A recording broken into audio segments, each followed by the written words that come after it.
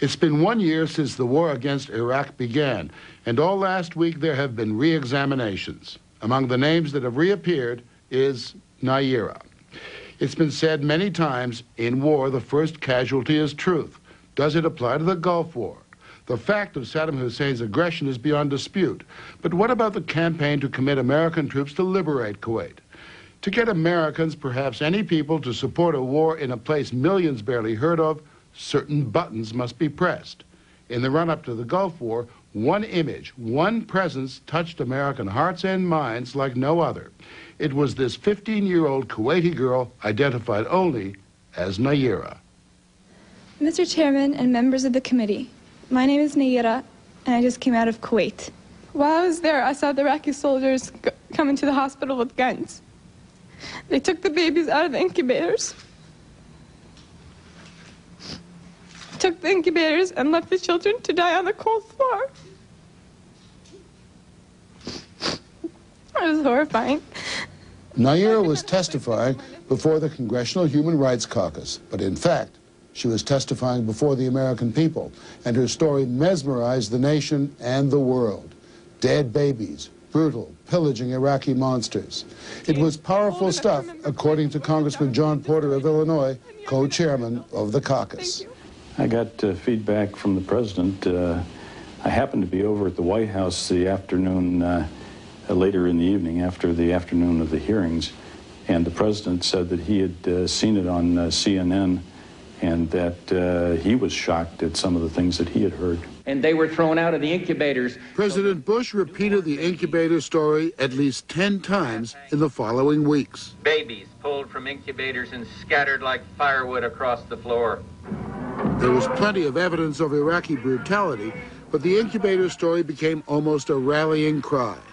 It had presidential confirmation and the confirmation of Amnesty International, which published a report after Niyarah testified, quoting her and claiming 312 babies were killed when Iraqi troops pulled them from their incubators. Then, a rather embarrassed Amnesty retracted its report. In London, spokesman Sean Stiles said, as hard as they tried, they could not confirm it. We spoke to well over a dozen doctors of different nationalities who had been in Kuwait at the time, and they couldn't stand the story up, and it became quite clear to us that credible medical opinion was that this didn't happen. And it wasn't just Amnesty International. The story did not hold up under repeated scrutiny by reporters and human rights investigators, including Andrew Whitley, executive director of the human rights group Middle East Watch. You went to investigate. Yes, we did. You went to Saudi, and then after liberation of Kuwait, you went to Kuwait. Correct. What did you find? We went straight to the hospitals. We were particularly concerned with going to the maternity hospital at the Al Sabah complex. This is the largest hospital in the country, and it's a hospital that has perhaps half to two-thirds of all the incubators in the country. Did Iraqi soldiers remove babies from incubators in order to steal the incubators? No, they did not. Not at all. And what about the El Adan hospital that Niyarah talked about, where she said she saw babies removed from incubators? The Adan hospital, my colleague, who is a native Arabic speaker, went along there and interviewed the doctors, and he was able to speak to people who said that they had been on duty at that time and that this incident didn't happen. But you're not trying to paint the Iraqis as being saintly soldiers. There were atrocities. There were very many atrocities, and the atrocities were largely committed by the secret police units. That happened? Yes, for sure. But babies and incubators? Did not. If it didn't happen, where did the story come from? We can't answer that. We can tell you about Niyarah. She was no ordinary witness. She's a member of the Kuwaiti royal family, related to the Emir of Kuwait. And when she testified, her father was sitting close by. He's Sheikh Saud Nasir al-Sabah, Kuwait's ambassador to the United States. Niyarah lives with her family in Washington, D.C. Her true identity was not revealed until John R. MacArthur, the publisher of Harper's Magazine, got suspicious and started sniffing around while working on a book called Second Front, about propaganda in the Gulf War. So I set out to try to find out, like any reporter does, and I started asking questions, and I finally heard a rumor that Niyarah was the daughter of the Kuwaiti ambassador. So I used an old reporter's trick. I called up the embassy and I said, Niyarah did a terrific job at the Human Rights Caucus, and I think her father must be very proud of her. And doesn't she deserve her place in history? And the ambassador's secretary said to me, you're not supposed to know that. No one's supposed to know she's the ambassador's daughter. There were those who did know. Congressman Tom Lantos, co-chairman of the Congressional Caucus, knew, but he told no one, not even his co-chairman, Congressman John Porter. I did not know of it until about 10 days ago when it was brought up to me by somebody in the media. We spoke to Congressman Lantos through a telephone hookup to California. He says he kept Niyarah's identity secret to protect her family from Iraqi reprisals. Do you believe that she witnessed what she says she witnessed? I have never a personal knowledge of what a witness tells us, and at the moment, I understand some groups questioned her testimony.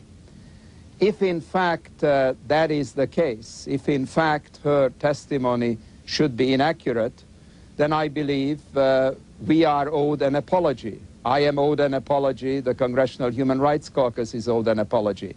I haven't the faintest idea at this stage whether she was telling the truth or not. Today on Capitol Hill, Kuwait... We can only speculate on the effect of the mysterious Niyarah's testimony. Afraid to use her real name in case... We can't say for certain it was part of a massive campaign by the public relations firm of Hill and Knowlton to, in their words, get Kuwait's story out. Others might call it the selling of the war. Hill and Knowlton insisted on reading a prepared statement before answering questions. Hill and Knowlton has been accused of everything from helping start the war against Iraq to orchestrating false testimony before a congressional committee.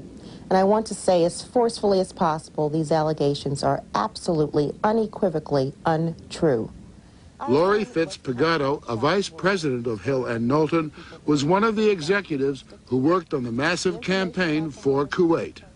Americans didn't know where Kuwait was. They had misperceptions about the country. They thought the women couldn't drive. They thought there was no voting. They had no idea. Time magazine said it was... The women can't vote. Well, the women drive in Kuwait. Fitz-Pagato coached Niyarah in preparation for her testimony on Capitol Hill. I'm sure there'll always be two sides to a story. I believe Niyarah. I have no reason not to believe her. The veracity of her story was indelibly marked on my mind when I saw her and when I talked to her. I think the girl came voluntarily and spoke and told them what she actually saw with her own eyes. That's Niyarah's father, Kuwait's ambassador to the United States. He didn't respond to our request for an interview with him or his daughter, but he did talk to the Canadian broadcast Fifth Estate. Whether she was my daughter, my friend, or she was somebody else, I could have much more easily, if I wanted to lie, or if we wanted to lie or we wanted to exaggerate, I wouldn't use my daughter to do so. I could easily buy other people to do it. Lying was not the issue, but buying was. Hill and Knowlton was paid $10.5 million by something called the Citizens for a Free Kuwait, which Hill and Knowlton and the Kuwaiti ambassador claim was separate from the government of Kuwait. Well, they paid that much money to a public relations firm because they are concerned citizens who happen to be in this country when the invasion took place. Actually, a document filed by the Citizens for a Free Kuwait at the Justice Department reveals there were a number of private contributions. $20 from a citizen in St. Louis, $1.50 from a doctor in Baltimore, $100 from Nashville. And then at the bottom of the list, a rather large donation, $11,852,329 from the state of Kuwait. How can you say you're not working for the government of Kuwait? Our client was Citizens for a Free Kuwait. Our checks came from Citizens for a Free Kuwait. Well, that's just I have no information about the source of their funding. That funding had one purpose: to get a lethargic American public to support intervention and a war against Iraq. And so the efforts were, what is it that we can do to emotionally motivate people to support actions through the UN or otherwise to drive them out? Dee Alsop works for a company called the Worthland Group, which was hired by Hill and Knowlton to see how well the campaign was doing. He told the CBC that he selected response groups to measure the impact on Americans of the players in the Gulf crisis. He does the same thing for Pepsi-Cola. We give them each a little device. It's about the size of their hand in which they can say whether or not they're reacting favorably or unfavorably to what's being said. And across the screen is a line that goes up and down depending on whether Americans are agreeing with what the president's saying or disagreeing. And we use that to identify the messages that really resonate emotionally with the American people. So we would get like the Kuwaiti ambassador and things that he would say, and we would be able to go back to him the next day and say, out of your 30 things that you said in a half-hour speech, here are the 3 things that work really well, that really hit a responsive chord in the American public. Armed with those electronic cords, Hill and Knowlton went into, in quotes, the news business, feeding daily video handouts they called video news releases to networks and local stations, the most resonant of which was Niyarah. I could not help but think of my nephew, who, if born premature, might have died that day as well. Committee co-chairman Porter now feels her story had no particular effect. I think her testimony, while it was very emotional, was in the nature of the entire day's hearing, was very, very small portion of what was said. It might have lasted 5 or 10 minutes at the most out of a 4-hour hearing. There were many, many witnesses who testified to atrocities equally as bad. Ransacked their houses and tortured neighbors and friends. John MacArthur thinks that, true or not, Niyarah's story made an enormous difference. When the Kuwaitis hire Hill and Knowlton to represent their interests, to argue the case for military intervention, Hill and Knowlton desperately needs a defining moment, a defining atrocity, something that is so emotional that the American people will not be able to ignore the plight of Kuwait. And Niyarah and the baby incubator story provide that defining moment. Hill and Knowlton is by far the biggest, most influential PR firm in Washington. They represent everything from Nintendo to Toyota cars, and for a time, Adnan Khashoggi and BCCI. But countries with a PR problem are their specialty. Their clients include Indonesia, Turkey, and China. Their critics accuse them of being an unelected shadow government, able to influence, if not make, policy. Access is everything. Craig Fuller, who until last week was president of Hill and Knowlton, was George Bush's chief of staff when he was vice president. I was involved in President Bush's campaign.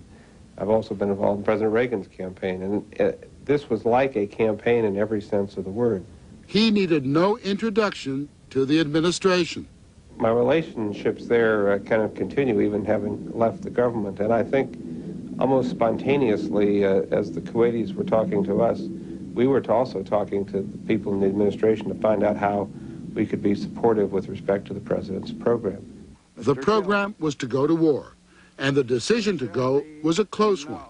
In the Senate, the war resolution passed by 5 votes, and incidentally, 6 senators referred to the baby incubator story as a reason to go to war. The story may not have made the difference, but no one can doubt its impact on both the Senate and the House. Now is the time to check the aggression of this ruthless dictator whose troops have bayoneted pregnant women and have ripped babies from their incubators in Kuwait. If in July 1990, Iraq had come to Hill and Knowlton and said, look, there are going to be some big events out here in the Gulf, and we want to take you people on to tell our story, you would have done it, correct? No, Hill and Knowlton, I would never say that. We have a committee that reviews potential clients. And what would have been your recommendation? I don't know. America would most likely have gone to war without witnessing Niyarah's testimony.